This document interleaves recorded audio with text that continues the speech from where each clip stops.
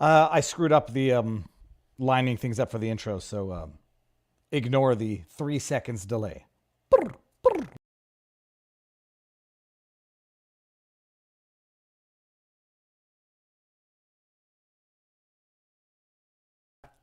Actually, before we even get started with this video, can we look at the perv face on Adam Kinzinger? I didn't notice this until I was... Oh my goodness. Yeah, that's a perverted face that Adam Kinzinger is gazing lovingly and adoringly at Donna Brazile. Wait for this clip. Sorry, ordinarily I'd start with the straight up intro, but you got a double intro. And Vivek needs to just shut the hell up and go home. I'm tired of it. We all hate Vivek. Okay. It's Vivek. Vivek. Well, whatever. Not that I have... Vivek. Whatever. Would you say that about other ethnic? Donna, I'm Donna. Vivek. Is it Vivek Ramaswamy? Ramaswamy? Ramaswamy. That's Thank funny. you so much. I learn so much when I come on this show. I know. But Vivek? Vivek needs to go home. I agree. He runs it. I just feel like there's something wrong with everybody refusing to learn to say his name. Vivek. I just feel there's a little racism there. There's just a little. Okay. Vivek, I'll say it. Okay, all right. There's no racism there. Vivek Ramaswamy. Oh, what was your last? Go home, Vivek. Oh, I'm sorry. Do you mean more generally than America, Donna? Did you mean go home to your house? He needs to shut up and go. I'm going to play from the beginning because there might have been a little section there that we might not have heard properly. It's like, I know we don't like him, but, just say his name right. You're the first one I've ever heard say that. I could be wrong. Maybe it's not Vivek. Yeah, maybe No, it is Vivek because I heard him do a rap and he said it rhymes with cake. Okay, all right.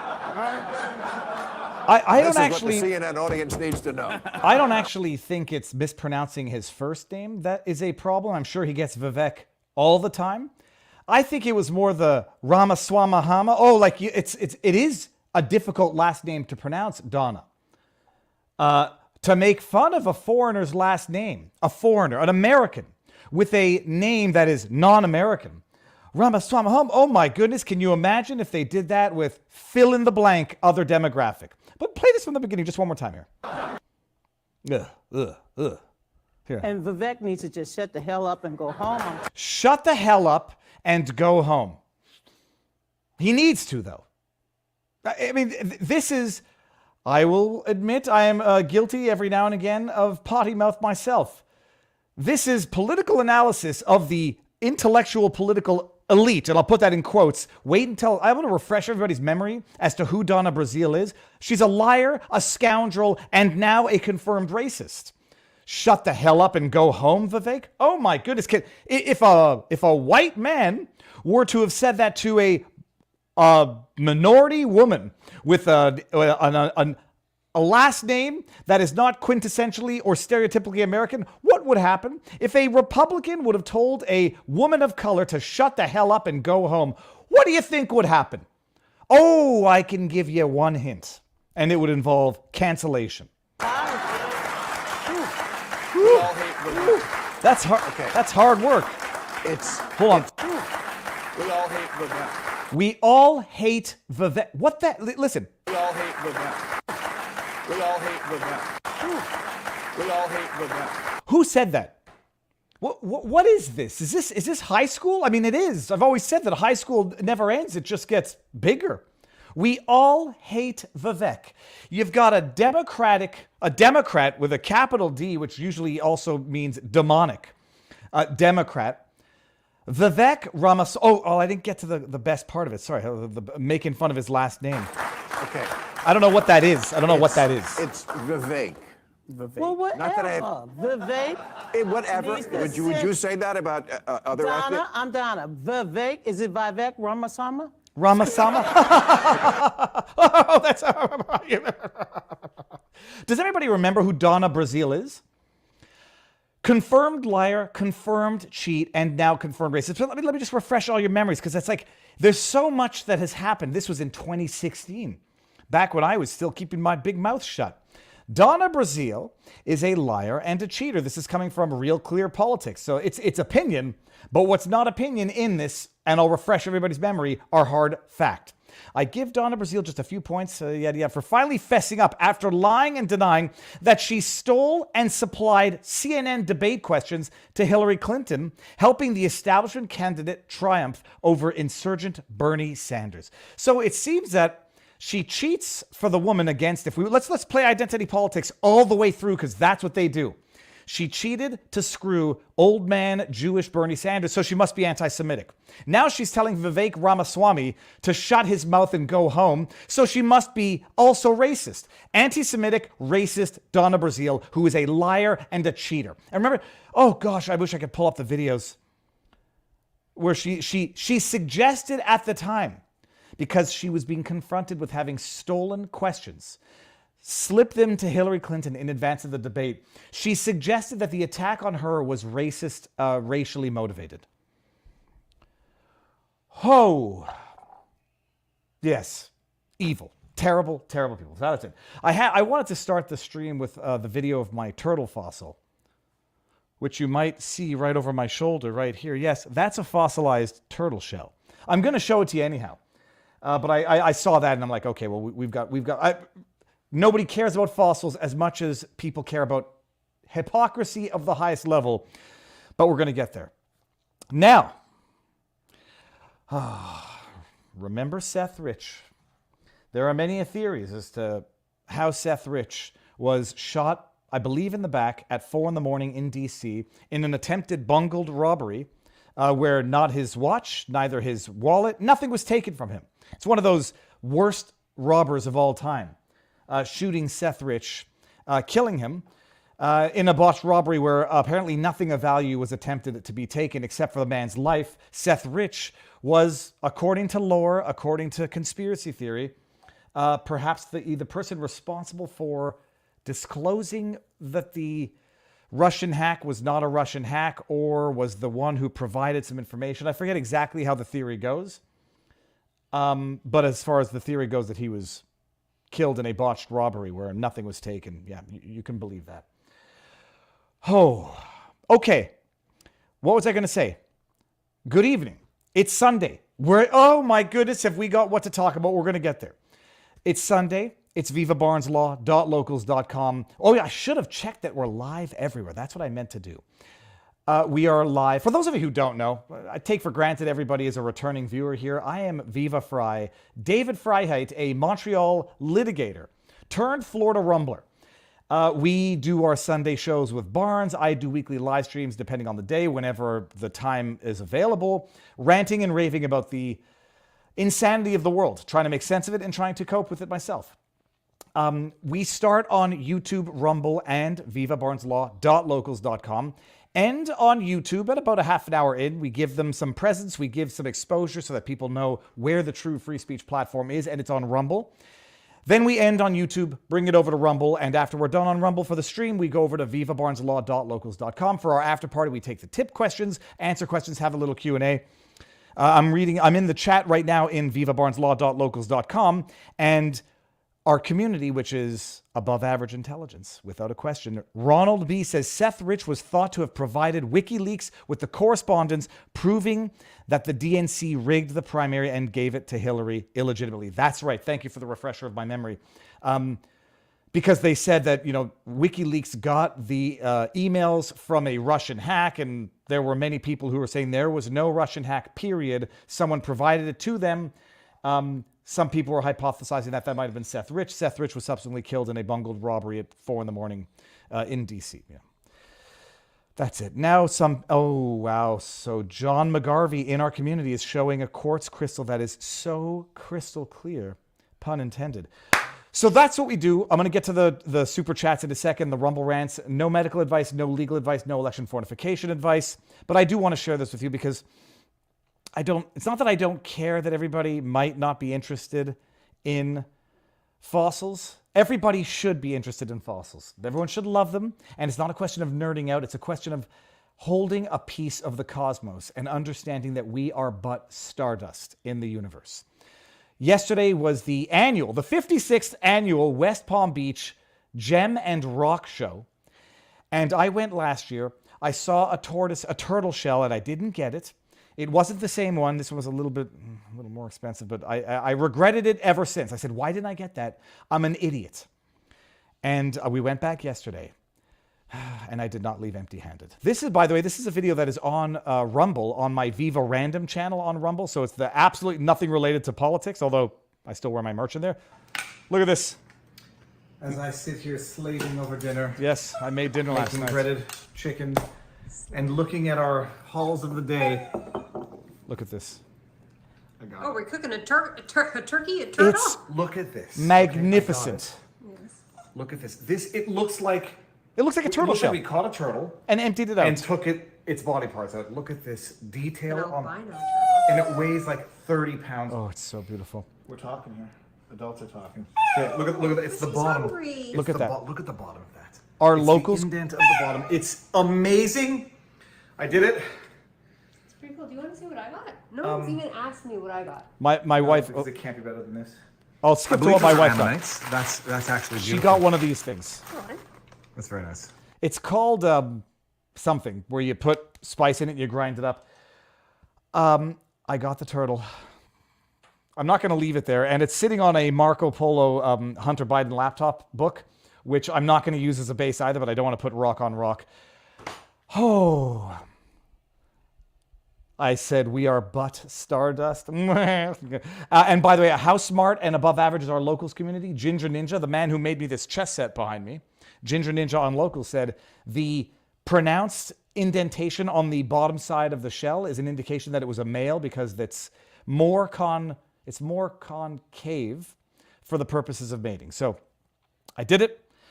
Oh, mortar and pestle. Look at this. Mortar and pestle. Mortar and pestle. Who the hell knows? She's like, I got a mortar and pestle. I was like, what the hell is a mortar and pestle? Forgive me, but we used it, and that's it. And hold on. Here. Oh, if I drop it, I would cry. Look at this. Oh, yeah. Doesn't smell like anything. Oh. Okay. So that was that. Okay, that's the intro. Good evening, everybody. Barnes is going to get here in a second. We've got one heck of a show tonight because the news is crazy. The lawsuits that Barnes sent me Friday that I could do my weekend homework are fascinatingly interesting, except for the one that has to do with redistricting. I tune out of those immediately. But the big news of the weekend, or at least coming into the weekend, was Speaker Johnson putting up a website and putting out some of the video footage of January 6th. We're seeing some interesting video footage now, and it's an amazing thing. You see the Adam Kinzinger, by the way. Stop that. You see Adam Kinzinger in pure panic mode, as with the other Democrats, as with the propagandists. They've got to maintain the narrative that January 6th was an insurrection. And what do they do in order to do that? They keep reverting to their highly edited, it's nothing less than propaganda video promotion that they made for their kangaroo court January 6th committees. And they keep saying, look how violent this was. I talked about it on Friday. A 31-second video that had 15 hard edits in it. A 31-second video to synopsize all of the insurrection that occurred in the 44,000 plus hours of footage. That's what the best that they got was a highly edited, highly editorialized video montage that they run as evidence. Well, here's another video. Just, check it out. Insurrections. It's like you hear somebody breathing while watching this camera, but for those who are listening on podcast, this is inside the Capitol building. There's a group of insurrectionists apparently being led around by a police officer who just led them. They're carrying an American flag, a Trump flag, another Trump flag. One of them just waved at the officer, who I believe just waved back. I'm not sure. I think that's what happened. Walking in orderly 2 by 2. That's not me breathing, by the way. One of them's got a, the don't tread on me snake thing. They walk past the officers, accompanied by another officer. This guy's, one of the guys is recording with his iPhone as he goes through. Officers seem to be having a discussion. Nobody seems interested in the parading. Oh, there you go. That guy just waved at the cop. The cop waved back. Insurrection. I got into a little tiff with somebody on Twitter who I will not name because it's not a question of putting any people who I like on blast. talking about the insurrection narrative, the convictions of seditious conspiracy. And now there's even some on the DeSantis camp who are running with the narrative that it was an insurrection and that they had planned to do it. They would have done it. They would have done it. They would have done that which they could have done, but did not do, because they didn't think during an insurrection to bring firearms. They made the conscientious decision to travel with firearms, as is your God-given right in America. And you'll appreciate that right when you no longer have it. Maybe take a trip to, north of the border. See what it's like when you are not allowed to defend yourself. But they travel with their firearms, leave them in the hotel for the purposes of going to a protest. And that's the insurrection. They would have done it if they had just remembered to bring their darn firearms to an insurrection. But instead, they did not do that which they could have done. And therefore, that's the evidence of insurrection. Oh, and they got convicted, the Oath Keepers and the Proud Boys, of seditious conspiracy, which is still not insurrection. That's the evidence. You got it right there. Oh, lordy, lordy. Okay, now let's get some super chats before we get too far behind here. Cheryl Gage, $10 super chat, says, who in their right mind turns down a grilled cheese sandwich in favor of a Pop-Tart? Thanks for the translation of that video. It was really funny. Cheryl Gage is talking about what is called the tête à claque. Tête à claque means like the face that you can smack in French. It's French-Canadian. And they had the greatest video ever. It's the greatest thing to ever come out of Quebec. Second, maybe, where they had these kids. It's like, they put the mouths over this face, and it's all. Anyways, I did a translation. As-tu des Pop-Tarts? Mais donne-moi une Pop-Tarts. Mais donne-moi une Pop-Tarts. Mais donne-moi des Pop-Tarts. It's the best thing ever. Okay, we got Pasha Moyer. Viva, I'm getting to gently chide you on this. You said Vivek's last name isn't American. You didn't really mean that. I meant it is a. Well, first of all, that is not what I meant, because there's no such thing as an American last name, but I did qualify that afterwards by saying what a stereotypical last name. Freiheit is not a typical American last name either. But what it, look, I'm not gonna be politically correct for the sake of being politically correct. It's quite clearly an Indian last name. He's a first generation son of Indian immigrants, and as far as it goes for apple pie and things like that, Ramaswamy would not be what you would think of as a stereotypically quintessential American last name, but the American experiment is that which brings in everyone from everywhere across the world into the melting pot that is the American democracy. So you know what I meant, and that's what I meant. And there's that. And now we got Leo, you said you were butt starters. Okay, good. Now Barnes is in the house. Let's do this. Robert, sir, you're good to go? Booyah. Robert, how goes the battle? Good. Are you're feeling better? You were a little under the weather last week, but it looks good. Yes. Okay, now I'm going to let the audio level out here, and then if one of us is off balance, you'll let me know. Robert, what's the book you have over your shoulder? Because that is new. That looks like the Constitution. Yeah, it's a book from one of our board members at vivabarneslaw.locals.com. They sent it in as a gift. It's by a German scholar, so that will be a rather interesting. And no cigar this week? Oh, yeah, no, I do have one. It's is it Quai d'Orsay or Quai d'Orsay? Oh, Quai d'Orsay, that's French. That's the port of d'Orsay. Yeah, it's named after that. It's a Cuban cigar named after that. How do you say that again? Quai d'Orsay. Quai is the dock, d'Orsay is... and now I was going to say I didn't think the French made cigars, but I don't smoke cigars. All right, Robert. What do you think I meant? Down, Pasha, come on. Oh, not everything comes out 1,000% smooth with me all the time. Robert, what do we have on the menu for tonight? And we might have to add two. People wanted us to add. Oh, the Media Matters, but we'll talk about that afterwards. What do we have on the menu as it stands? Trump's up first. His ballot wins, his gag order wins, and his mistrial motion in New York. Then we have, did Biden take over the internet with the FCC? That was the top voted topic on the board poll. Then we have a bunch of cases up at SCOTUS, Florida drag shows, ethical code, wealth tax, professional censorship, the right to honk, and solitary confinement. We got the question of Israeli war crimes, the self-defense win in Washington, D.C., involving the Second Amendment, no less. Malcolm X, the person who was falsely accused, is bringing lawsuit against the U.S. government, including the FBI, for the false accusations and the conspiracy of the assassination of Malcolm X. Standing for BLM-related groups, which might have broader impact than just them in the voting rights suit in Louisiana. And a little bit of what happens when you store certain photos on your phones and random T-Mobile employees have access to it. It blows my mind that people still do this, but what do I know? I'm an old man who keeps his schmeckle in his pants. Robert, can we actually add two off the top? One will be the Media Matters, and the other one's going to be the one that I have a question about. But everyone needs us to talk, or has asked us to talk about the Media Matters, the allegations that Media Matters put out a hit piece saying that, they basically ran a test that showed that there were ads running next to anti-Semitic or racist tweets or whatever. And they put out a hit piece as well on Rumble. And now apparently, according to ALX on Twitter, who seems to have inside connections with Musk, there's an allegation that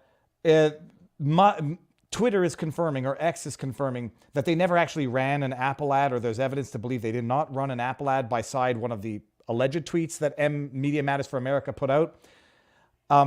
First things first, assuming that their piece is mildly accurate, that they create a separate account to sort of fabricate results that are actual results, is that tortious interference? And if they've actually doctored a tweet, where does it go from there? Well, Musk is going to sue. So so I think, once we have the suit, then we can make an assessment of the credibility and plausibility of the claims. So so I know people wanted it, but until we know what the suit actually is, it's hard to make a assessment, because there's different allegations out there. We don't know which ones will show up in the suit. Different theories out there. We don't know which of those will show up in the suit.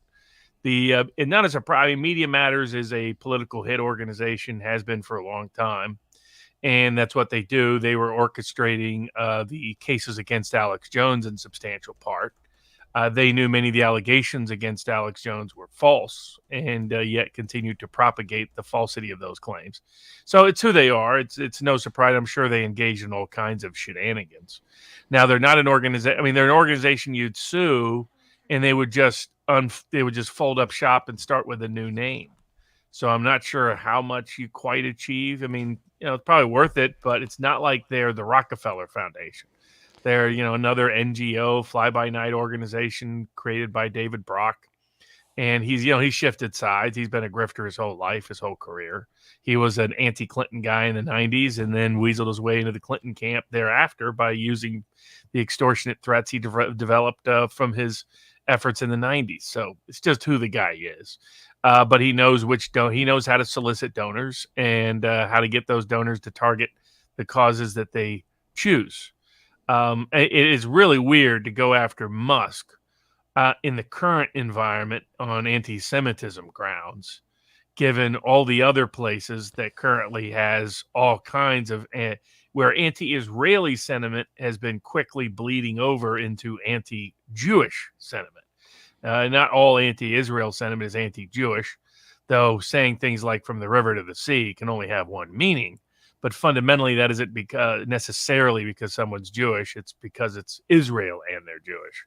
But clearly but to blame Musk for that, it seems to be a distraction campaign from the fact that so many of the left's allies are deeply anti-Israel, and their anti-Jewish biases have been coming to the fore in ways that have shocked some old school Jewish moderates and liberals.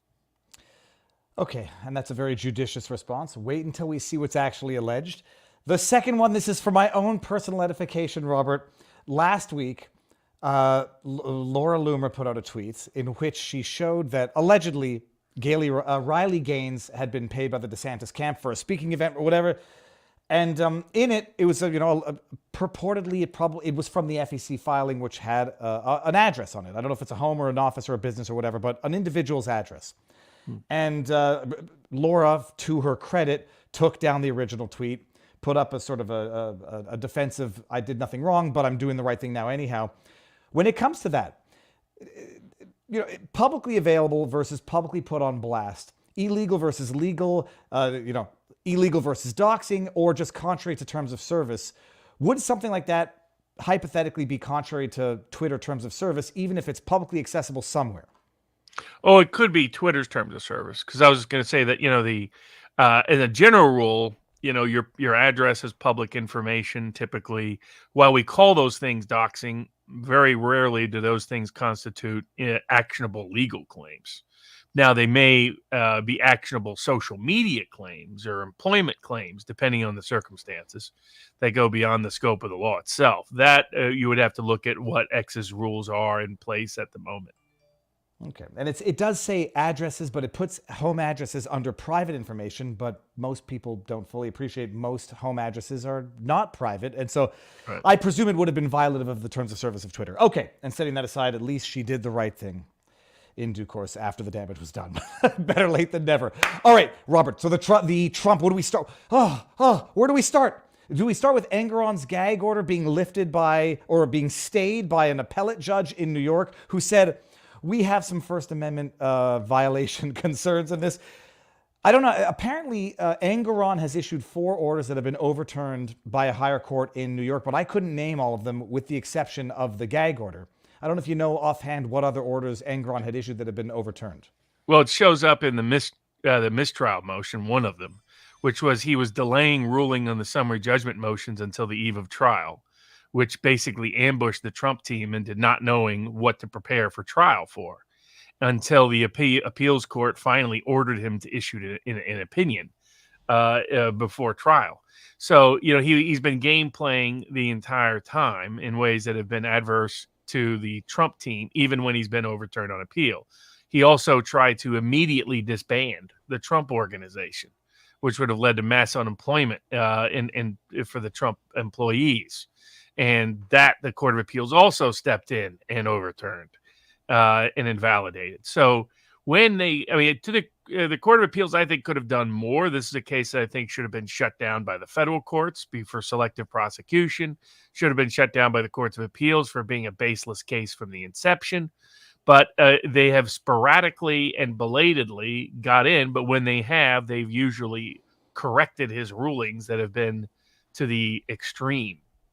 And their motion for mistrial reveals the scale and scope of the problems.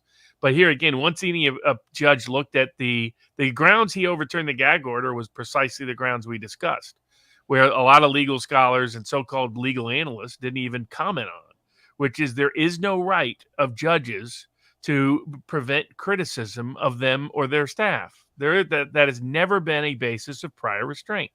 The only permissible basis of prior restraint has been certain kinds of national security information. And even then, as the New York Times case, the Pentagon Papers should remind everybody, even then, that usually that isn't even grounds. Otherwise, it's just immediate impact of the jury. In other words, let's say you had excluded evidence as a judge, and the prosecutor, as the jury was walking in, screamed what it was, right? That's what you could claim as a gag order to prohibit. That degree of illicit influence on a jury. That is literally it. And there's no other grounds. And this judge is just doing whatever he wanted, as he's done throughout the case, no matter how many times he gets reprimanded by the appeals courts, no matter how many times he gets criticized.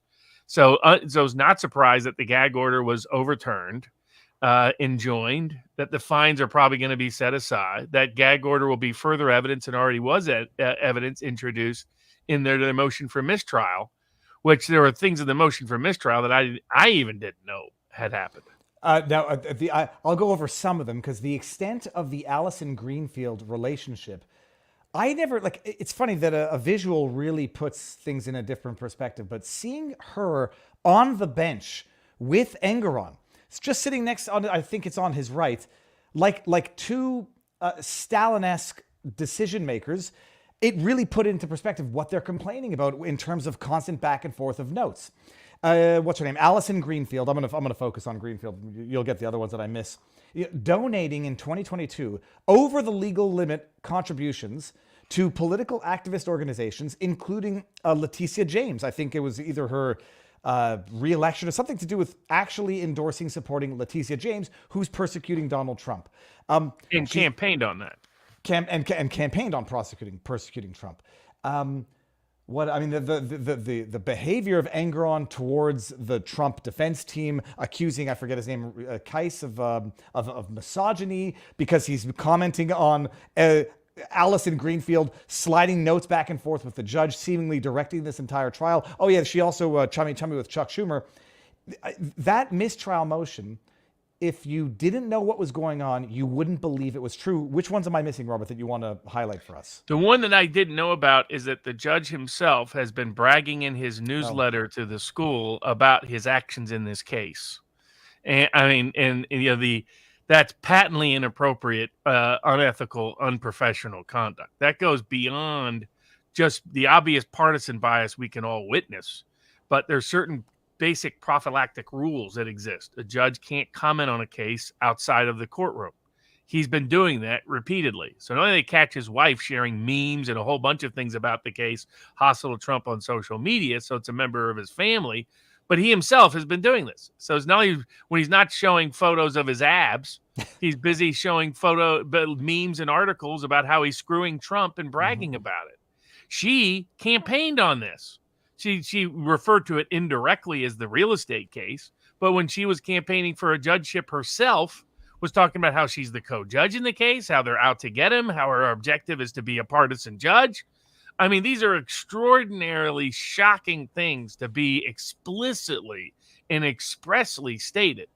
I don't think this judge is so insane. I don't think this case has any chance of being affirmed, even from a corrupt, partisan, Democratic New York higher court system, because it's so embarrassing and so humiliating to the judiciary of New York. Actually, good mention. I had talked about the Engoron in his Wheatley alumni paper, in addition to the nudie pic, which is inappropriate but not judicially corrupt, posting links to how he's screwing Eric Trump, the decisions he's made. And that's right. What's her face, having run for a judgeship and lost, and calling herself the co-judge. It's and insanity. Saying that her goal was the partisan goal of her constituents. Said, I'm not here to make precedent on law. I'm here to make precedent based on the partisan objectives of my constituents. I mean, this is overt, open, blatant, what we can all witness. But most corrupt judges are smart enough not to tell the world how corrupt and partisan they are. These two nitwits can't do that. It's shocking. So a higher level judge, one judge from the Court of Appeal lifted the gag order, said, this isn't a criminal trial. There's no jury in here to intimidate. I got First Amendment rights concerns lifted. We'll see what that does. There's nothing else coming out of the New York case that I know of. They had the their other defense one this week. is, I mean, you get a sense for, I think part of this is Robert Kennedy's campaign and some other factors. But you know how insane the legal arguments are against Trump. When liberal Democratic judges or judges in liberal Democratic states, like or anti-Trump Republicans, like those in New Hampshire, like those in Michigan, like those now even in Colorado, say that Trump cannot be removed from the ballot. And interestingly, the Colorado judge made the exact argument I made, that certain legal scholars are up saying, oh, that doesn't apply. You can't make that argument. That's crazy. And even the liberal Democratic Trump-hating, donating to Trump opponent organizations said exactly the same thing. Said it's quite clear the 14th Amendment doesn't even apply to the president of the United States. Couldn't even apply to ballot access for the president. Even a near commie is admitting this truth. So, I mean, at this point, the argument is open and shut. And I think their ballot, and especially the constant threat of Robert Kennedy absorbing those votes anyway, but I think is a reinforcing factor behind these liberal Democratic judges being a little less eager to get Trump off the ballot. But legally, this is the common sense conclusion that can be reached. Now, but Lawrence Tribe was the one who had been promoting this idea as a legitimate and actually... And that political hack that Mike Pence relied upon for his bogus January 6th impression, who was that right-wing nut job that bunch of Federalist Society people wanted to put on the Supreme Court, until his decision that you could lock up and kill Americans without any constitutional due process was seen as maybe a little too far. So I'm picking on Lawrence Tribe because he's a Harvard graduate. I believe he's a Harvard professor, legal mind. He was the one who, from the beginning, I don't think he believes it as far as he can throw my beautiful fossilized turtle shell, but promoting the idea that it's a legitimate and really a legal theory to be reckoned with. And it's out the window now. Now that his initial assessment and legal opinion has been thoroughly humiliated, he's got to pivot. And he says, oh, it was a Trump victory, but it might be a loss because the judge in that decision came to all sorts of other findings of fact that they'll be able to use against either him or others. Robert, how the hell does a civil judge come to a conclusion in a civil proceeding of insurrection? I mean, is that not a criminal act? I mean, I just consider that all nuts and irrelevant. And because she wanted to take her shots at Trump, fine, take your shots at Trump. It has no meaningful bearing. No meaning. I mean, there was no discovery in the process. It was a shortened proceeding. It was primarily a legal matter. So her conclusions aren't worth the paper they're printed on in terms of the factual claims that she made. There's no collateral estoppel or anything else there. There was no meaningful due process to adjudicate that part of the process. So it has no bearing on her nutty conclusions. The fact that someone that nuts acknowledges and admits there's no constitutional basis to deny ballot access by a state official for Trump should tell everybody on that ballot denial side that they have a very uphill battle. They always did. The question was, would their political basis override that? It doesn't set precedent. There's no factual precedent from what the Colorado judge said about anything factually. And now it's not precedent even legally. It's just legally it establishes it's even left-wing Trump-hating judges, as reflected in the rest of the order proceeding, are having to admit that they can't keep him off the ballot. Legally non-binding. It's just the fact pattern as per this judge in that case. It will allow the media to run with the narrative. It'll allow the media to now shift and say, judge found insurrection. They were already running with that narrative. Yeah, but no one has even been charged with insurrection. They were charged with, worst, seditious conspiracy. So they're going to appeal it. I presume there's no reason for Trump to appeal it. And my guess is the Republicans that try to keep Trump off the ballot probably won't appeal it. So maybe they'll try, but it's highly unlikely. They're not going to get any higher court to overturn. They're not going to get a higher court to step in and try to keep Trump off the ballot. That's again, if you can't win in front of a liberal Democratic judge, and some of the Michigan judges had different political backgrounds depending on which ones, but several different ones came to the same conclusion. And I put up a Supreme Court brief I filed years ago. There's a long history of this. And the courts constantly come in on the side of ballot inclusion, not ballot exclusion. They know what the ballot's really there for. It's for voter choice. And anything that tries to restrict the ballot is something they've disfavored. Now, if it involves really minor third-party or independent candidates, they might screw them at the lower levels, but the higher levels have ultimately stepped in. And that's because they know that if the ballot doesn't remain free, people's perceptions of America's how democratic it is will be severely impaired around the world. That's where I thought, I've said all along that I didn't think courts would go this far. I mean, it was becoming increasingly concerned of the risk of it to the degree that I think Robert Kennedy's campaign provided some deterrence from Democrats doing it. But putting that aside, constitutionally, there's no basis for it, but also just public policy-wise. It's how suicidal are the courts, right? And we're seeing that in the New York case. Are the New York Court of Appeals willing to be suicidal? So far, no, they're not. As suicidal as the trial court judge wants to be, they're not willing to go down with him. And as much as they want to get Trump, these tactics are backfiring on them in the court of public opinion to such a degree that the judiciary itself is at risk. And historically, the judiciary isn't willing to commit political suicide. We'll see. I mean, maybe they will in the end. Maybe they'll let Trump get locked up. Maybe they won't overturn any of these cases. Maybe they'll let him be excluded from the ballot. But I think these cases are increasingly showing the same pattern. Even Trump-hating judges and secretaries of state are saying, no, this is a bridge too far. Now, the finding in Colorado, which says ultimately that the 14th Amendment doesn't even apply to the president. Yeah. People were raising the argument that this is a victory for the primaries, but not for the general. Does that argument not apply to mutatis mutandis to the general? Of course it would apply to the general. Okay. So basically this is, despite Lawrence Tribe al trying to save face because their legal opinions are becoming Yeah, increasingly I mean, the partisan. Minnesota Supreme Court, Democratic court. These are all Democratic, for the most part, Democratic states or Democratic courts saying, no, you can't do this. And I've been doing this area of law for a quarter century. If you knew this area of law, you would know how utterly unprecedented what they were asking was. And so my initial reaction was no chance. And then you saw these political hacks willing to cross every Rubicon known to man. And you're like, well, maybe. But the fact that they've lost all of these. Now, again, I think practically that some aspect of this is being influenced by Robert Kennedy's presence on the ballot in these states coming up. I think that has a little something to do with it, given the survey showing the kind of support he has, that basically they risked losing Minnesota and Colorado, New Hampshire if they took Trump off with Kennedy on. Biden would lose it to Kennedy, and all of a sudden they're in a worse boat than they were with it beforehand. So because those are 3 states Biden should win, won by close to double digits or better in 2020.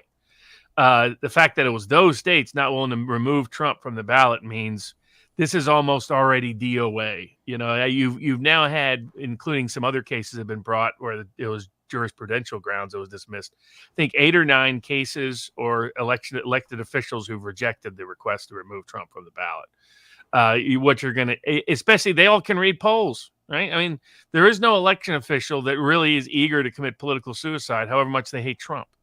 And if you go back, goes back to Wallace's campaign, Perot's campaign, Anderson's campaign, Socialist People's campaign. They got away with it some against Nader, but ultimately the court stepped in and later, after the fact, remedied it and said, actually, this shouldn't have happened. Nader should have been on the ballot. They don't like looking like they're manipulating democracy, even when they want to manipulate democracy. And when it's so open, so overt, so blunt, so blatant, that's when it gets too far. And I think this judge knew that if she had denied Trump ballot access, she would have got overturned on everything, and then would just look bad in retrospect. So that's where I think that's the probable trend to continue, especially with Robert Kennedy being a likely independent candidate on all the ballots. I mean, he is already declared as such, and and he may have to fight to get on the ballot in some states because of all the crazy laws and crazy rules they try to set up to rig the game. But his continued presence will be a continued deterrent to Democrats eager to try to kick Trump off the ballot. I mean, even California, which initially was talking about it, suddenly has gone quiet about it. I think 80% of this is what the law is so overwhelmingly on, and judges don't like to commit pure political suicide. Take risk, yes. Political suicide, no. Look to the conservatives during the New Deal era. We'll talk about some of the cases they issued then, but they were ready to undo most of the administrative state from the get-go until all of a sudden there was such a public blowback. They're like, well, now that we think about it, the administrative state's just fine. They reversed themselves en masse in within a year. Judges are not politically tone deaf. That's why the court of public opinion ultimately doesn't always reach them as it should, but usually reaches them when you need it the most. One last question before we head over to Rumble. People, I'll put the link in the chat now, but it's the pinned comment. So New York gag order getting overturned or stayed on appeal. The motion for mistrial was heard by Engeron, dismissed. That's going to be appealed. Oh, it's all without merit. It's all without merit. He had no meaningful substantive response to many of those things. He didn't deny that factually most of them were true. He just pretended it somehow didn't mean anything, didn't have any consequence. He's setting himself up to just get easily overturned. He thought he would be a hero, and instead he's becoming a villain. And he just doesn't he lives in such a bubble. He didn't understand that the abuse of power that these judges are used to with less famous defendants can't do against Trump. I mean, that's the scale that all of these judges and prosecutors and state elected officials and others have misgauged. That, they were like, I got away with it for years. The prosecutors like James in other contexts got away with it for years. And all of a sudden it's backfiring on them. I mean, it's like the prosecutors in Kenosha didn't expect the Kyle Rittenhouse case to backfire on them. They thought they'd become heroes, not villains, because they don't understand the court of public opinion on some of these cases, but also, I mean, similar to the efforts of the U.S. Department of Agriculture in harassing Amos Miller, which, by the way, you can go to pinned tweet, a pinned comment at vivabarneslaw.locals.com. Doing a special fundraiser for Amos Miller for Free America Law Center, supporting his cause.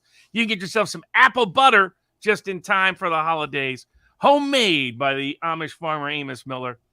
But, the part of the public backing him it was a key reason why we've been able to get him to a place where, he's allowed to sell, still not as broad as we want it to be, but at least he's allowed to sell some meat, allowed to sell some operations. His farm didn't close. They didn't seize it.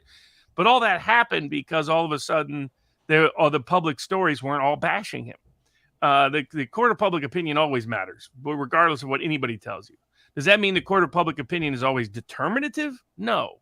But the idea that it's insignificant, inconsequential, you're seeing in live time in these Trump cases, even liberal Democratic courts that I guarantee you hate and despise Donald Trump personally are saying, no, we're not willing to go that far.